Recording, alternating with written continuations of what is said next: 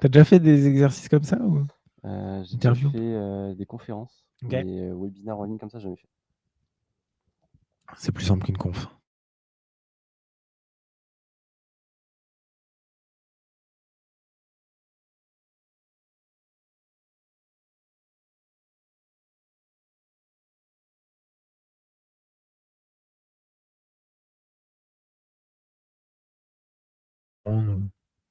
Il y avait 35 personnes. On est live? C'est bon, merci Tom. Bienvenue à tous dans ce nouveau format, ce nouveau webinaire où on invite un guest, le livreur du futur que vous connaissez peut-être ou peut-être pas. Donc on le laissera se présenter. Peut-être qu'on attend un tout petit peu avant qu'on commence les hostilités. Attendre que les retardataires qui sont encore en réunion nous rejoignent. On peut attendre 20-30 secondes. Peut-être que tu peux quand même te présenter pour ceux qui ne te connaissent pas. Tu as une cible qui n'est pas forcément la cible qu'on peut avoir chez nos clients ou ceux qui nous suivent sur Tierfest, peut-être un peu plus âgé. Est-ce que tu peux nous parler déjà qui tu es? Ouais, bien sûr. Donc, je m'appelle le livreur du futur, j'ai 24 ans, je suis créateur de contenu depuis maintenant 2 ans. Donc sur TikTok, Instagram, YouTube, Snapchat, je suis vraiment sur tous les réseaux. Et en fait, je suis spécialisé dans une niche qui est la livraison de repas à domicile. Donc ma petite particularité, ma petite touche perso, c'est que je les fais toutes en skate électrique avec cette tenue-là. Donc les livraisons, moi j'ai commencé il y a 5 ans déjà. C'était pendant le Covid, pendant le confinement. En fait, pourquoi je me suis lancé, c'est simple, c'est que j'étais passionné de skate électrique. Ok. Et pendant le confinement, c'était interdit de sortir et de faire du skate électrique. Donc c'est là que j'ai eu l'idée, je me suis dit, je sais pas pourquoi, je vois les livreurs qui ont l'autorisation de sortir. Allez, je vais me chauffer, je vais postuler. Donc j'ai fait ça en 15 minutes, j'ai créé ma micro-entreprise et j'ai commencé finalement à faire des livraisons et de sortir avec mon skate électrique. De base, je cherchais pas de rentabilité particulière. Tu sais, normalement, on entend partout sur les médias que c'est très mal payé, des choses comme ça. Pour moi, c'est gagner 5 euros de l'heure, tu vois. Ok. Et en fait, le Covid a lancé le plateforme de livraison. Donc depuis, en fait, j'ai jamais arrêté, ça finançait mes études. Et là, maintenant, je suis à temps plein. Donc j'ai fait un master Ok. que j'ai fini il y a 2 semaines. Donc je suis officiellement Félicitations. plus Tu l'as eu? étudiant. Je sais pas. C'est en J'ai eu cours. mes examens il y a 2 semaines. Ok. Donc je suis officiellement plus étudiant. Et donc maintenant, je suis à temps plein sur les réseaux sociaux et sur mes projets. Ok. Et bientôt un projet aussi là que tu aies ta propre plateforme de Plateforme de livraison. livraison, c'est ça, exactement. Super. C'est hyper intéressant. Donc, tu t'es lancé donc en parallèle de tes études, un peu comme un Ouais. job étudiant. Moi, ce qui m'intéresse dans la première partie de ce podcast, il faut savoir qu'à la fin, il faut rester jusqu'au bout parce qu'il nous dévoilera son visage. On l'a vu, c'est magnifique. Personne ne l'a jamais vu. Exactement, donc c'est une exclue.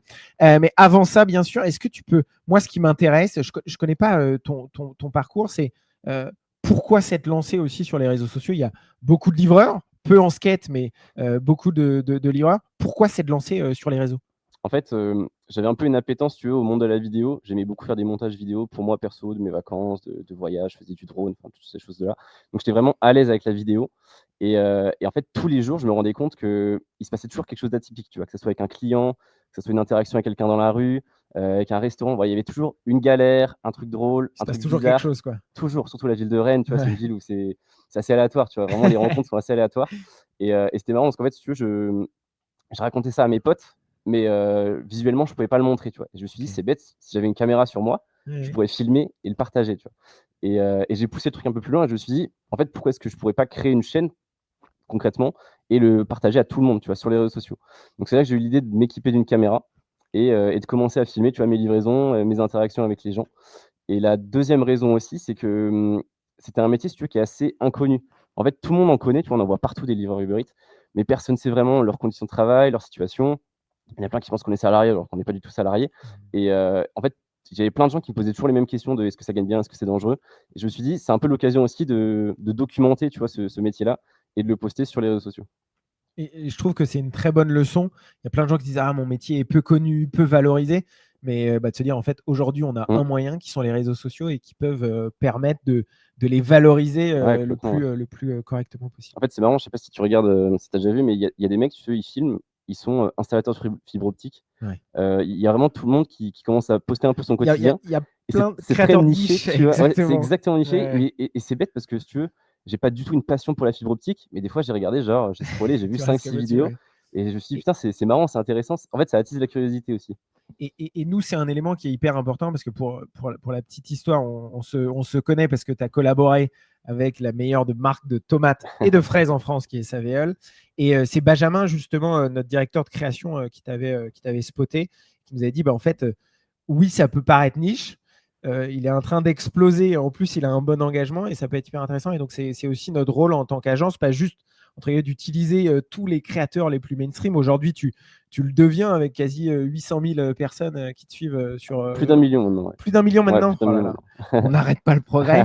Ça augmente toujours.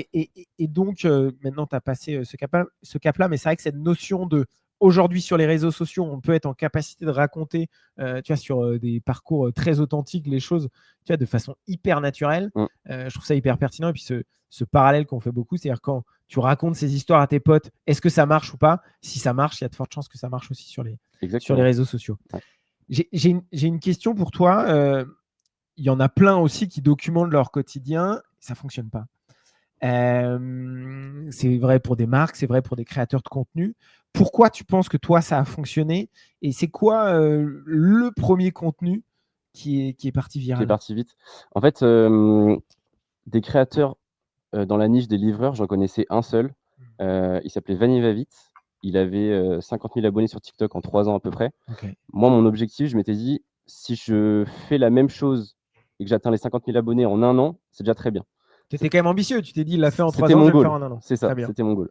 Et mais si tu veux, quand j'ai posté, je m'attendais à aucun résultat. Je sais que ça prend du temps, je sais que c'est un processus qui prend du temps et qui est assez laborieux, surtout quand on débute au début. Et donc la première vidéo que j'ai postée, je sais plus, elle a dû faire 1000 vues, entre 1000 et 1000 vues à peu près. Okay. Ce qui était déjà très sur bien. Quelle plateforme? Je suis sur toutes les plateformes. Et tu t'es lancé direct sur toutes les plateformes? Directement sur toutes les plateformes, ouais. Okay. Ouais, je savais que j'allais publier partout et toujours en format court en fait. Donc si tu veux, c'est les mêmes formats mais qui sont diffusés à la fois sur TikTok, sur YouTube, Instagram, Snapchat et Facebook. Et la deuxième, elle a fait 10 000, donc déjà x10. Je me suis dit, c'est sympa. Et la troisième, en moins d'un jour, j'avais déjà fait 200 000. Okay. Et c'est là que je me suis dit, waouh, il y a quelque chose. énorme. Ouais, il y a quelque chose, c'est énorme. La vidéo en question, en fait, c'était une interaction que j'avais eue avec un client qui était assez agacé parce que j'avais dû faire un détour étant donné que la cliente précédente avait changé d'adresse. Okay. Et c'est là, mais qui était hyper courtois, tu vois. Super sympa et tout. Moi, hyper sympa avec lui. C'est classique, hein, et on s'excuse pour les mauvaises adresses qu'on met à chaque fois. Ouais, bah ça arrive souvent, mais bon, maintenant je commence à avoir l'habitude. Yes. Mais et en fait, je me suis dit, ça c'est marrant, le côté un peu galère, ça a l'air de plaire aux gens en fait, qu'il y ait des problèmes, des choses comme ça. Et c'est là que je me suis dit, ok, bah moi en soi des galères, il m'en arrive souvent. Et je pense que la différence, en tout cas par rapport à ceux pour qui ça fonctionne pas, c'est que tu as aussi un côté sympathique. Tu as un capital sympathie que j'apporte de ma personnalité, si tu veux. Naturellement, en fait, j'essaie d'être sympa avec les gens. Oui. Tu pars pas en embrouille facilement. Non, du tout, du tout. plutôt Ouais, je suis conciliant. ouais, je suis conciliant. Tu vois, j'essaie d'arranger les choses. Je suis assez flex. Il y a vraiment des gens qui méritent que je les baffe, mais tu ne le fais je pas. ne le fais pas. C'est bien. Parce que souvent, c'est au téléphone dans tous les cas. Mais je raccroche pas. Et en fait, j'essaie juste d'être, voilà, d'arranger les choses. Tu sais, moi, je suis un mec cool qui kiffe ce qu'il fait, qui est payé à faire du skate électrique. Et du coup, vraiment, je vis bien. Et l'idée, si tu veux, c'est du coup de documenter mon quotidien qui en soi est plutôt agréable. Mais en fait, dès qu'il m'arrive, si tu veux, quelque chose d'assez atypique, je le vis à ma sauce, tu vois. Et j'ai l'impression que les gens, si tu veux, s'identifient vachement à la fois aux situations que je vis ou que le client peut vivre et aussi à la fois à ma personnalité, tu vois, qui est hyper détendue, quoi. Une leçon de ce que tu dis là et qu'on répète beaucoup à nos marques, surtout quand on documente, quand on crée ces séries-là, c'est parler de vos galères. Et souvent, les marques ne veulent pas paraître faibles. Ouais. En fait, c'est ce que les gens veulent aussi voir. C'est-à-dire que si, je pense que ça n'aurait pas fonctionné si ta vie était lisse, quoi. Ouais, c'est souvent l'exemple que je prends, c'est un pote où tout va bien tout le temps, bah, c'est un peu lisse. Ouais. Et donc, c'est un peu la même chose là-dessus. En Donc fait, aujourd'hui, tu provoques un peu les galères ou pas? Est-ce que des fois, tu vas les chercher? Est-ce que tu... au début, un peu, quand je commençais à filmer, tu vois. Ouais. Quand je voyais qu'il y avait un truc, je me disais, tiens, qu'est-ce qui se passe? Je vais aller voir, tu vois. Maintenant, je t'avoue, j'ai plus trop le temps, ça se fait vraiment naturellement. Et en fait, c'est marrant parce que quand ça arrive à l'instant présent, je me dis, Petite pause, 10 secondes. On a juste un petit problème de batterie. C'est Tom, je ne veux pas dire que c'est sa spécialité, mais pour la petite histoire, on avait été en tournage une fois avec Tom et il avait oublié toutes ses batteries. Heureusement que j'avais pris mon appareil et j'avais pu changer. Quel enfer. Puis Là- t'as des batteries pour le micro, pour la caméra. Ouais. Vas-y, Tom. Là, on est quand même en direct ou pas? Ok, vous nous entendez. On part sur un vrai podcast, il n'y a plus la vidéo. On est sur un petit changement technique. C'est dommage, t'as une très belle moustache. Exactement. Ouais. Et là, il a enlevé son casque, vous pouvez voir donc Dépêchez-vous, je vais le sa remettre. tête. Vous pouvez tous voir la tête de Pierre. Il remet son casque, malheureusement. J'avais un peu chaud. Ouais, non, il est On est jumeaux. beaucoup trop grand et baraqué pour que ça soit moi. Mais non, désolé Anthony. N'hésitez pas d'ailleurs dans le chat, vous pouvez prendre un petit temps là pour poser aussi vos questions. On a la première partie là de l'échange qui va être vraiment sur son parcours, comment il a explosé. Là, on va venir aussi à la construction de tes vidéos, comment tu les construis, comment tu les montes, pour qu'on puisse avoir ça. Puis après, on parlera des partenariats avec les marques. On en est où, Tom? Je trouve que ça rajoute toujours un peu de piment. C'est toujours intéressant. Puis c'est ça l'authenticité. C'est ça les galères, en Mais fait. oui, On en parlait. Voilà. Les gens veulent voir que tout ne fonctionne pas toujours parfaitement, mais on peut quand même réussir à en tirer profit. Tiens, j'en profite du coup pour rebondir sur ce que tu disais sur les galères. Tu vois, en fait, c'est marrant, moi, il m'arrive souvent des galères, ça peut être avec mon skate électrique, des choses comme ça. Tu vois, ça arrive que tu aies une courroie qui casse, un moteur qui lâche. Ou même, je sais pas, il pleut, je glisse et je tombe, tu vois, et je peux renverser la commande, ça arrive. Les gens se disent, surtout ne poste pas ça. Ne poste pas ça parce que ton métier, c'est d'être livreur, c'est de faire du bon taf. Si on voit que tu dégrades une commande pendant une livraison, on va se dire que tu es un mauvais livreur. Mais c'est pas vrai, en fait. Si tu veux, les gens déjà veulent voir comment ça se passe le quotidien. Et ça arrive, tu vois, des fois que tu tombes, des choses comme ça. Et comment tu fais? Tu viens me livrer mon roadside, il tombe? Ouais. Et si vraiment le sac tombe, ce qui est quand même assez rare, je vais quand même jusqu'au client. Tu vois. Et je lui explique la situation, je lui dis clairement, voilà, j'ai eu un accident, le sac est tombé, je vous laisse vérifier la commande. Si elle n'est pas endommagée, vous pouvez la prendre. Si elle est endommagée, n'hésitez pas à faire une photo, vous ferez rembourser. Ça se passe comme ça, tout simplement. Moi, je préfère, si tu veux le prévenir le client, qu'il soit au courant, et que le cacher et qu'il se rende compte finalement que la commande est complètement détruite. Très bien. Des petites astuces. Ouais, exactement. Ouais. Des petits hacks sur Uber Eats. Non. Pour se faire rembourser. Ouais. Ah, ça marche plus trop. Hein. Ça marche plus trop. Non, ils ont compris. Là, ils ont du mal à rembourser. Ouais. Ok, très clair. Il y a une grosse tendance là-dessus. Oui, clairement. De refund, pour tous les rats que nous sommes. Exactement. Mais ils ont chopé des mecs qui ont fraudé jusqu'à 2 millions. 2 millions. Ouais, 2 millions d'euros de commandes, ça. Qui en fait créaient des faux comptes et les faisaient rembourser pour les gens. Ok. Et ils les ont chopés. Donc ça fait du bien à Uber Eats, je pense, et un peu moins de bien pour les fraudeurs. C'est peut-être pour ça que j'ai un peu moins de commandes d'ailleurs. Mais... exactement. Tom, on nous entend toujours? Ok, bon, si on nous entend dans tous les cas, désolé hein, pour la vidéo, mais on va continuer de discuter ensemble. Ouais. Moi, une partie qui m'intéresse en tant que passionné de social media, c'est de toutes ces vidéos, qu'est-ce que tu en as appris dans la construction de ces vidéos et qu'est-ce qui fait qu'une vidéo part virale ou non? Je pense des fois aux petits easter eggs que tu peux mettre où tu réponds sur l'actualité. Je pense à la dernière actu qu'on avait pu avoir sur Saveol avec Pornhub, par exemple, qui avait fait quand même pas mal réagir. Comment tu construis tes vidéos et c'est quoi les petits éléments qui viennent titiller ton audience? Oui, bien sûr. En fait, moi, sur le contenu que je peux publier, il y a vraiment 2 catégories. Tu as les catégories où vraiment, c'est des scènes qui se passent pendant mes livraisons, qui sont très spontanées, parce que pour le coup, il n'y a rien du tout de scénarisé, c'est vraiment spontané. Et tu as les fictions. Donc ça, c'est le deuxième type de vidéo où en fait, je vais moi-même créer un scénario pour créer des livraisons, si tu veux, complètement décalées. Ça peut être des livraisons où je livre en snowboard, ça peut être des livraisons où je livre en avion, en bateau, des choses comme ça. Et en fait, si tu veux, c'est vraiment une construction qui est complètement différente. Si je pars déjà sur les vidéos de livraison spontanées qui se produisent pendant mes livraisons, en fait, j'ai remarqué que quand tu crées ta vidéo, même si tu as envie de mettre du contexte, donc si tu veux dire salut, ça va, comment tu vas, et donner la commande, puis après il se passe une galère, tu vois. C'est bien de vouloir mettre du contexte pour que les gens comprennent ce qui se passe, mais sur les formats courts, en fait, il faut que très rapidement tu captes leur attention. Sinon, ils vont slider. Et de base, si tu veux, je voulais que je montrais que j'étais poli, des choses comme ça, donc je montrais bonjour, vous allez bien, Boum, on s'en fout. Et en fait, on s'en fout. Mais vraiment, les gens s'en foutent. Mais Oui. littéralement, ils s'en foutent. On n'est pas là pour la politesse. On n'est pas là pour la politesse, exactement. Et si tu veux, maintenant, je vire, tu vois, toute cette partie-là, Ouais. et je mets vraiment l'action, tu vois, qui se passe, qui se produit pour capter les personnes. Et après, c'est à moi juste de dérouler, si tu veux, une histoire.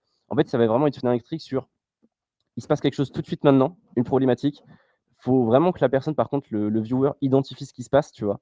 Faut que très rapidement, dans les 5 premières secondes, il identifie que je suis livreur de repas, Oui. que je suis en train de livrer un client et qu'il y a une galère, tu vois. Hmm. Ou je suis livreur de repas, je suis au restaurant et qu'il y a une galère. Est-ce que tu vas réussir à la résoudre ou pas, quoi? Exactement. Et en fait, c'est ça l'histoire, si tu veux, c'est que les personnes qui regardent des vidéos sur les réseaux sociaux, en tout cas sur ce type de vidéo-là, ils sont vraiment en train de se dire, il se passe quelque chose, il y a une galère, est-ce qu'il va la résoudre? Comment il va la résoudre? Et il attend, si tu veux, la chute. Donc il faut, en fait, que c'est une construction de, il y a une scène, c'est l'intrigue, tu vois, directement, tu le mets dans le bain. Ensuite, tu déroules l'histoire et à la fin, tu as la résolution. Ok. Et c'est un schéma, hein, souvent on le dit, de narration en De plus narration relative, complètement, ouais. Et en fait, assez classique. Hein. et ce qui est marrant, c'est que pourtant, c'est pas des vidéos qui sont scénarisées, tu vois, ça se fait naturellement dans Oui. ces scénarios-là. Et par contre, sur l'autre partie, donc toutes les vidéos qui sont scénarisées, là, pour le coup, il y a un vrai travail d'écriture. Je mets ce que je veux dans la vidéo, je produis ce que je veux, parce que tout est scénarisé, tout est créé, toute pièce, tu vois. Et en fait, sur ce type de format-là, moi, l'idée, alors c'était à la fois aussi de mêler la livraison et surtout essayer d'ouvrir un peu au grand public, parce que c'est vrai que la livraison, c'est pas quelque chose de niche. Moi, tu vois, je suis quelqu'un qui adore les activités, faire ouais, voilà, tout ce qui est snowboard, cliff diving, sauter des rochers dans la mer. Ok. J'adore tout ça, tu vois. Et je me suis dit, comment est-ce que je pourrais l'intégrer dans ma vidéo tout en ayant un rapport avec la livraison, tu vois. Et donc, en fait, c'est pour ça que j'ai créé le rapprochement livraison dans ce type de format-là. Ok. Et là, pour le coup, tout est écrit pour faire en sorte que ça soit marrant, que ça soit intéressant, tu vois, qu'il y ait toujours cette intrigue. Mais comme tu dis, là, pour le coup, je peux vraiment écrire et travailler le côté easter egg, tu vois, cacher des petits éléments. Je sais pas, tu parles, par exemple, Tinder. Oui. Je travaille j'ai fait une vidéo où j'étais en train de j'ai dû livrer, en fait, du sel dans des marais salants pour un restaurant. Yes. Et en fait, au début, je suis en cuisine en train de scroller, mais en fait, soit vous mettez rien sur votre écran et vous scrollez, ce qui a peu d'intérêt, soit vous mettez un truc un peu aguicheur. À ce moment-là, j'étais en cuisine en train de scroller sur Tinder, par exemple, tu vois. Et ça fait marrer les gens, ça les fait réagir. Ouais, Ils bien savent que sûr. je suis en couple et en fait, ça crée de l'interaction. Puis ils se représentent aussi dedans. Tu vois, dans ta cible, il y a sûrement pas mal de gens qui sont sur la plateforme. Bien Voilà, sûr. Ouais. et donc, mais c'est vrai que c'est ces petits éléments-là aussi qui viennent créer la construction de l'histoire, ou en tout cas qui viennent happer les gens dans l'histoire, et après tu peux Mmh. les dérouler à partir du moment où tu les as Et en fait, hameçonnés, quoi. des fois, en fait, ça peut se jouer juste à un détail qui pour nous paraît anodin. Je peux te donner un exemple. J'avais fait une vidéo, tu vois, où je livrais en fait de l'alcool à des clients et donc je leur demandais leur âge parce que je dois vérifier s'ils sont majeurs. Yes. Tu vois? Moi, ça me paraît évident. Enfin voilà, c'est mon Ouais, quotidien, bien donc sûr. ça me change pas grand-chose. Sauf qu'en fait, donc j'ai posté la vidéo et j'ai eu top commentaire. Comment ça, faut être majeur pour commander sur Uber Eats? On m'a jamais demandé ma carte d'identité. Et tout le monde qui réagit à ça, tu vois. Ouais. Et ça fait une cascade, top commentaire. La vidéo, elle a fait plusieurs millions de vues. Et en fait, cette Ouais, tu n'y as même interaction-là, pas pensé.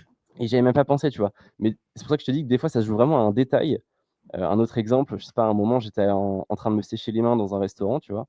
Et au lieu de mettre sèche-main, j'ai mis sèche-pied, tu vois? Ah, Un purée. truc tout bête. Ouais, Évidemment, j'ai fait exprès. ouais, bien sûr. Et tout le monde a tiqué là-dessus: «Ah mais pourquoi tu as mis Ouais. sèche-pied?» machin. Et des fois, en fait, c'est pour ça qu'il faut, comme tu disais tout à l'heure, faut pas essayer d'être le plus lisse possible. Faut essayer d'être le plus, je dirais, déjà, naturel, essayer d'être vraiment naturel, ramener du naturel aussi. Parce qu'en fait, je trouve qu'il y a vraiment un gros distinguo entre les marques et les créateurs de contenu. Et ce qui est intéressant maintenant, c'est qu'aujourd'hui, il y a beaucoup de créateurs de contenu qui créent des marques. Et en fait, la relation que les gens ont avec cette marque-là est totalement différente d'une marque qui est traditionnelle. Je peux te donner des exemples, ça peut Ouais, être, carrément. Pepe Chicken de Fast Food Cuisine, qui est un gros créateur, cuisine, food, en France.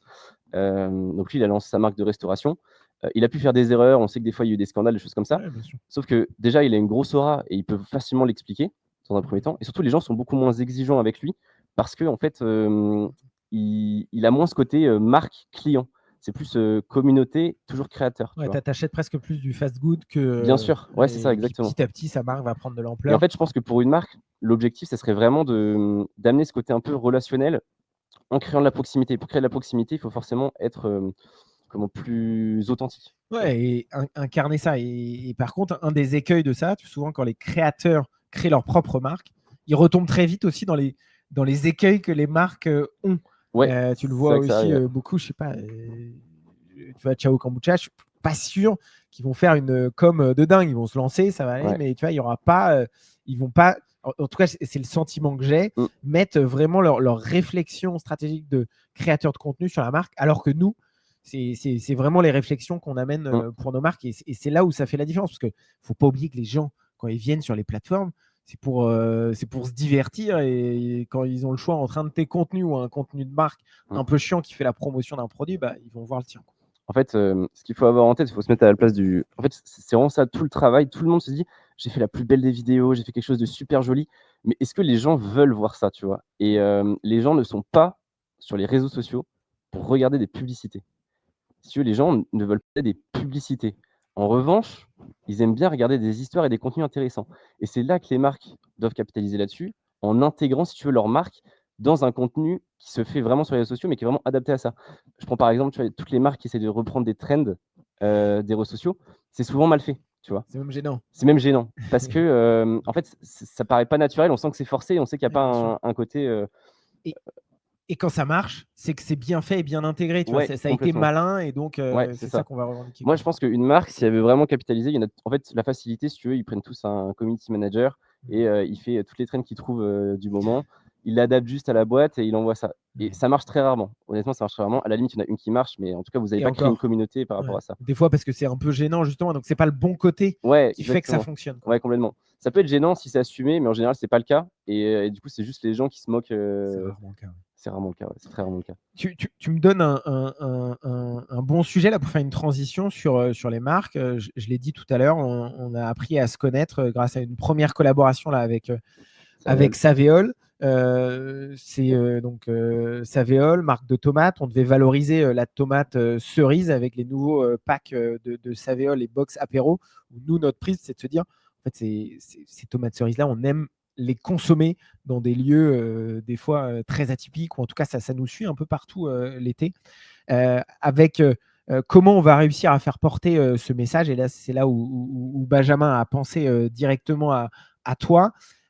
Comment tu as trouvé cette collaboration ensemble aussi avec le client, hein, Franck, qui est le parfait aussi pour ces sujets-là, parce qu'il comprend les enjeux, il se met aussi à la place du créateur de la marque, donc il y a aussi un super. Je ne sais pas s'il nous écoute ou pas, mais merci Franck Salut Franck. pour ça. Si, même si on prend un peu de hauteur, c'est quoi les guidelines pour avoir la bonne collaboration avec une marque OK. et les bons résultats? Parce que c'est ce qu'on recherche. Également, ouais. En fait, ce qui est hyper intéressant dans ce que tu dis, c'est que, une marque peut choisir de communiquer via des publicités, donc du contenu qu'il va produire lui-même ou via une agence et ensuite le poster sur les réseaux sociaux ou en ligne, ou sinon via des créateurs et en fait Retour de la vidéo. ah Et super! coucou de Franck. Salut Franck! Et en fait, je vais vraiment distinguer, si tu veux, le contenu qu'une marque va poster de son côté et une collaboration qu'il souhaite faire avec un créateur. Parce que lorsqu'une marque souhaite collaborer avec un créateur, s'il veut vraiment que la vidéo et que la campagne fonctionnent, il faut que cette marque s'intègre dans l'univers du créateur. Mais le travail du créateur aussi, c'est vraiment dans les 2 sens, doit s'intégrer à la marque et à l'univers de la marque. Parce qu'une marque a un univers aussi. Et moi, si tu veux, on n'en a jamais parlé d'ailleurs de ça. Le jour où j'ai reçu le mail, «Est-ce que tu es chaud pour faire une campagne avec des tomates cerises?» Je me suis dit: «Ouh là, des tomates La galère pour cerises?» se mettre dedans. Ouais, je me suis dit: «OK, on va essayer de réfléchir à des choses», mais en fait, ce que j'avais peur moi, c'est que vous vouliez juste que je serve d'égérie pour de la tomate cerise et en fait, je sois là avec un paquet de tomates cerises, dire: «Bonjour, achetez des tomates cerises, c'est super bon pour la santé et c'est délicieux» et je me suis dit: «Bon, ça va pas être très fun» et moi, ma communauté, nous, en tant que créateurs de contenu aussi, il faut se mettre à notre place où quand on propose des collaborations à, notre communauté, ils peuvent se sentir et c'est souvent le sentiment en fait Ah ouais. des viewers, c'est qu'ils se sentent un peu utilisés, tu vois? Ils aiment pas trop, il y a une relation un peu bizarre où, Relation ils sont mercantile, un peu, tu vois, exactement, ouais, ils sont un peu freinés là-dessus et moi, c'est pas du tout dans mon objectif, tu vois, de rebuter mes abonnés pour une collaboration. Et en fait, ce qui était hyper intéressant avec Saviol et c'est pour ça que j'ai adoré cette campagne, clairement, c'était la meilleure campagne que j'ai pu faire avec des marques, c'est que, je le dis en toute sincérité, je l'ai même mis dans mon récap, tu vois, de Ouais, l'année, ouais. Mais merci 2025 pour ça, parce qu'on l'a vu directement dans les premières secondes aussi. Donc, merci et beaucoup. mais pourquoi? Parce qu'en fait, vraiment, ça a été une intégration de 2 univers, mais qui a matché parfaitement, tu vois? Et c'est ce que je salue Franck, mais c'est vraiment ce qui a été remarquable avec Franck et également avec vous, c'est que vous avez permis, si tu veux, de créer et d'intégrer mon univers à Savéole, tu vois. Donc finalement, c'est ce que je disais à Franck, c'est que les vidéos que j'ai produites pour la campagne, j'en ai fait 3. Les 3 vidéos, j'aurais pu les produire sans marque, si tu veux, de mon côté, sans avoir été sponsorisé par Saviol. Donc ça montre bien, tu vois, que de mon côté, c'est quelque chose qui correspond, qui me correspond, qui va correspondre à ma communauté, que je connais bien. Et côté Saviol, c'était s'ils étaient OK, tu vois, que ça match et ils savent que leur objectif, c'est que ça fasse des bonnes statistiques et pour ça, il faut que ça plaise aux gens et quand ça plaît aux gens, forcément, tu as un retour positif sur le produit et sur la marque et finalement, c'est ce qui s'est fait. La première vidéo, j'ai plus les stats en tête, mais sur YouTube, elle a atteint plus de 3 millions de vues. Ouais, c'était canon. Les stats étaient vraiment au rendez-vous et ce qui est aussi vachement intéressant avec Franck, c'est que, le brief initial, je me rappelle, c'était de publier sur Instagram et Facebook. C'était les cibles principales.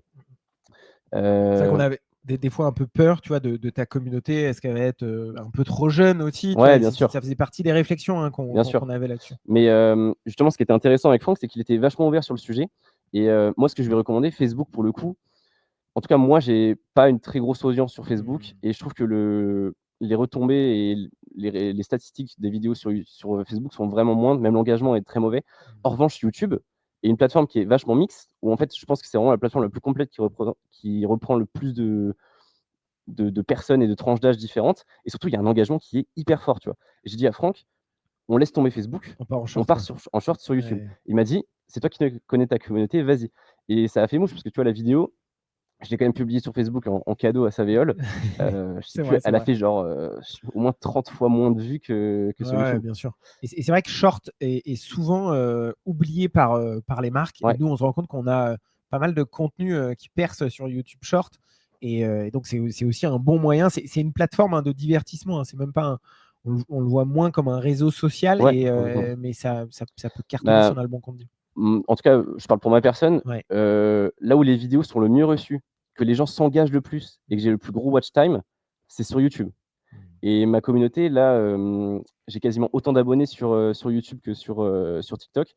Elle monte vraiment, de manière, exponentielle et YouTube, ça devient ma plateforme favorite pour l'engagement, pour la communauté, pour la bienveillance et en fait, les personnes sur YouTube sont vraiment là, comme tu dis, pour se divertir, encore plus que le côté réseaux sociaux, sur TikTok ou sur Instagram et donc sont très engagés dans ce qu'ils peuvent regarder, tu vois? Quand ils regardent quelque chose, généralement, ils vont jusqu'au bout de la vidéo, ils font plus de likes, ils vont souvent dans les commentaires, répondre aux commentaires et ça, pour une marque, c'est quand même du pain béni, tu vois? Parce que ça crée de l'engagement autour du produit ou de la marque en question. Et puis il y a un côté consommation où les gens passent beaucoup plus de temps sur les vidéos. Et donc ça, Ouais. c'est vraiment hyper important.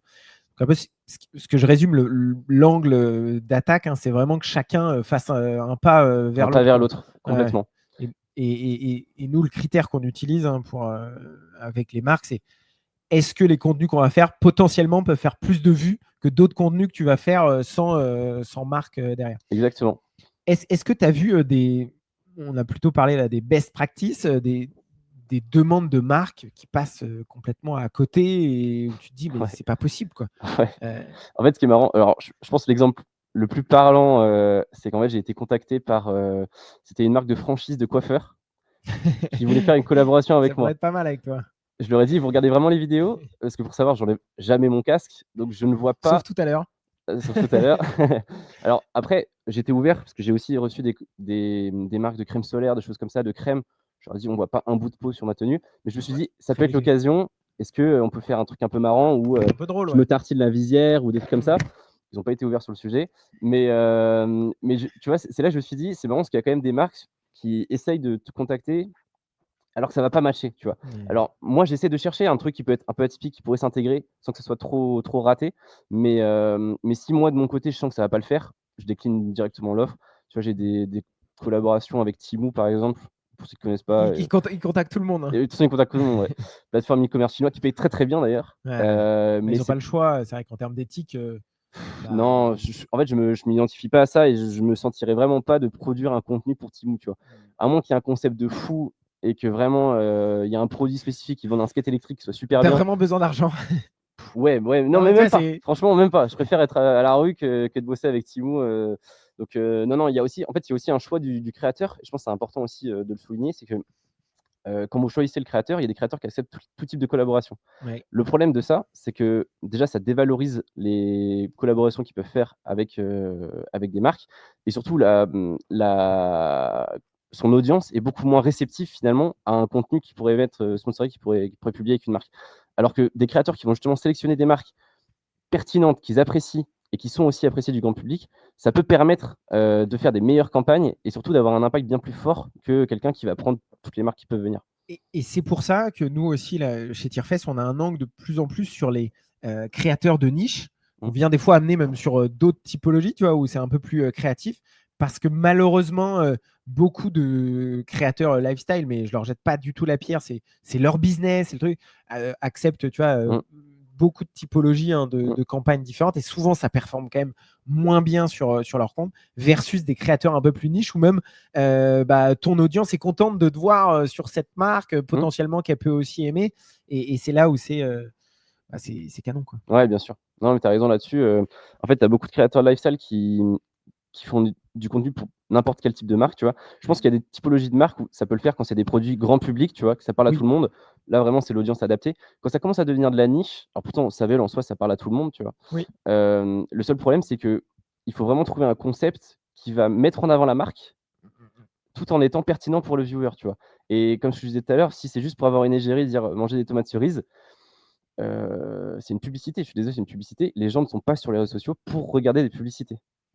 C'est pas mal déjà si nos marques retiennent ça ou les prochaines marques qu'on accompagne, c'est vraiment un élément hyper important si tu as envie que ta marque soit aimée, soit suivie, soit capte les gens et de l'influence sur les gens parce que mine de rien, on poste sur les réseaux sociaux pour ça.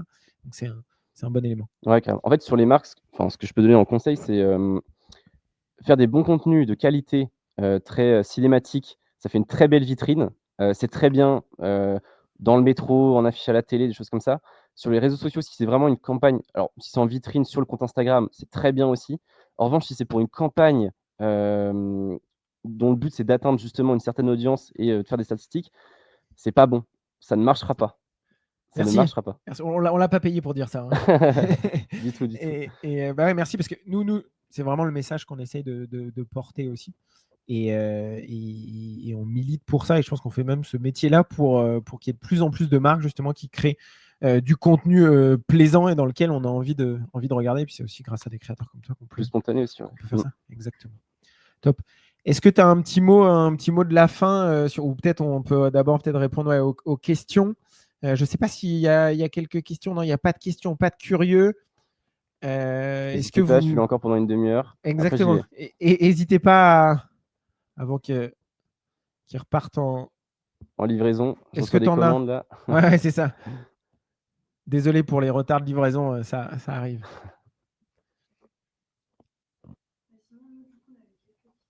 Ouais, bien sûr. Vas-y, go. Vas-y.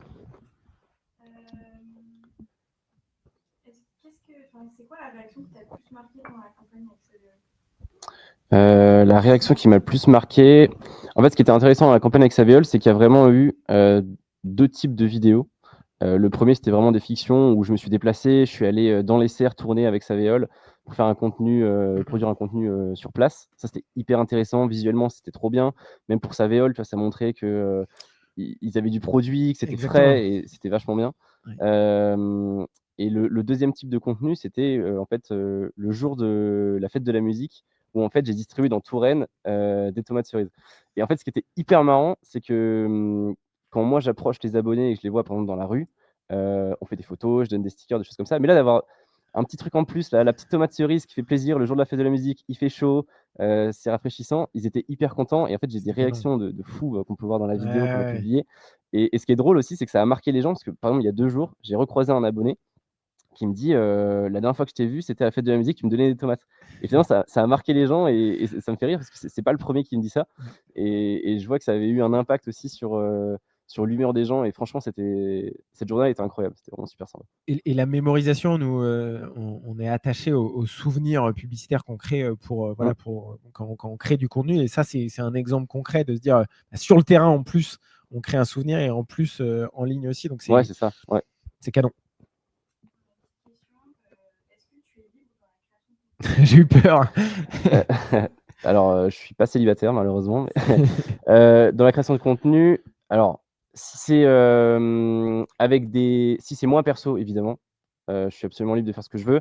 J'ai juste quelques contraintes. Je sais que par exemple, j'avais collaboré avec un groupe de bars sur Rennes et il y a des problématiques sur les réseaux sociaux qui sont que l'alcool, c'est compliqué. Je me suis déjà fait, Loi E20, hein.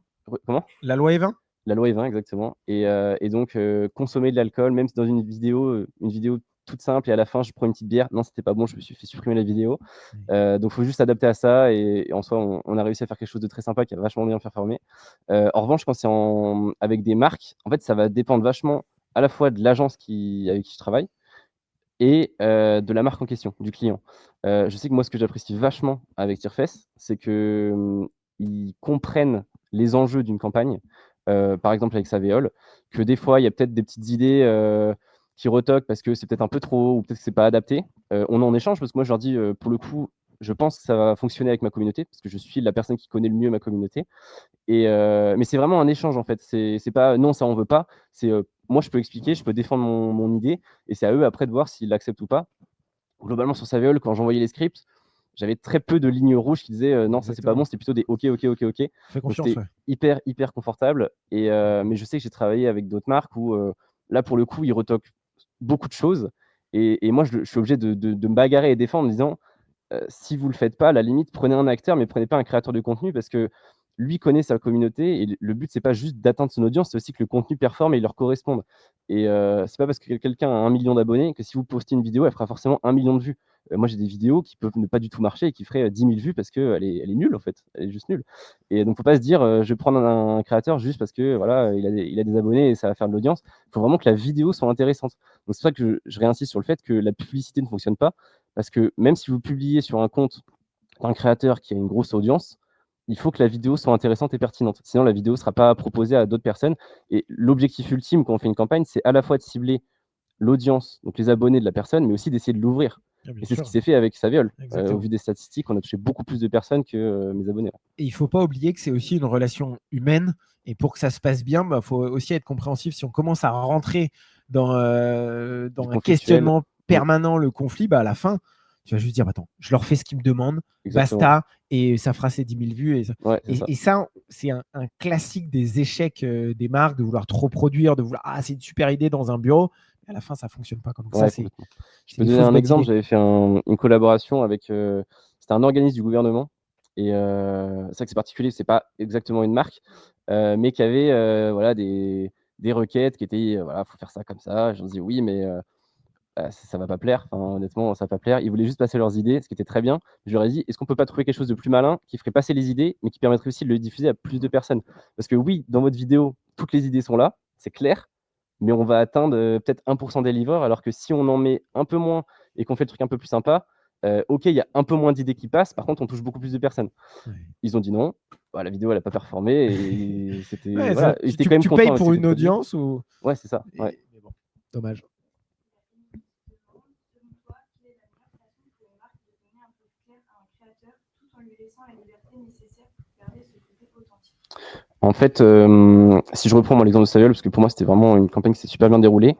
Dans un premier temps, c'est lui contextualiser l'enjeu de la campagne. Par exemple, pour Saviol, c'était très clair. Les 30 ans de la tomate cerise, on veut montrer que les tomates cerises, voilà, c'est quelque chose qui est fait pour être consommé avec du kiff. Et c'est là après que moi ensuite, je prends c'est toujours au téléphone. Il faut faire toujours le brief en fait, c'est très succinct. Par contre, il faut directement appeler le créateur, organiser 1 heure d'échange avec lui pour vraiment qu'il comprenne tous les enjeux. Votre objectif, parce que moi, par exemple, quand le brief a été fait pour Saveol, je ne savais pas si c'était un format sympa ou ça va être très ouvert. Je n'ai jamais collaboré avec Tirefest, donc je ne connaissais pas du tout comment ils travaillaient. Ou est-ce que c'était une égérie publicitaire. Donc ça, vous pouvez peut-être le détailler aussi au créateur pour comprendre vraiment voilà, quel type de contenu vous attendez. Est-ce que c'est quelque chose un peu carte blanche? Vous pouvez utiliser un peu le terme carte blanche, comme ça le créateur comprend qu'il va vraiment produire quelque chose qui lui est propre et proche. Et sinon, je pense que c'est pas la peine de mettre trop de détails. Ça se joue vraiment au premier échange en fait, qu'il faut avoir avec le créateur, mais il faut avoir rapidement. Parce que moi, j'ai eu des échanges avec une marque. D'ailleurs, j'ai tourné sur Paris là ce week-end.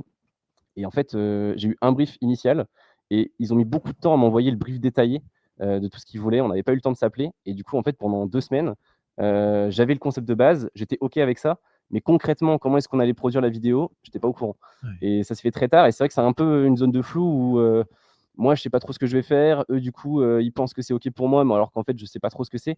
Donc, il faut vraiment échanger avec le créateur assez rapidement. Vous envoyez un brief assez succinct, les objectifs de la campagne, les formats que vous voulez.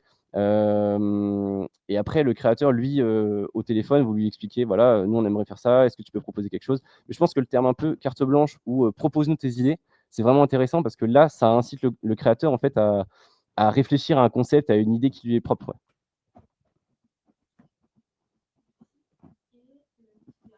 Allez. Vas-y. Pourquoi est-ce que tu as choisi de rester casqué et de jamais montrer ton visage? Ouais, c'est intéressant, j'ai souvent cette question-là aussi. Ouais.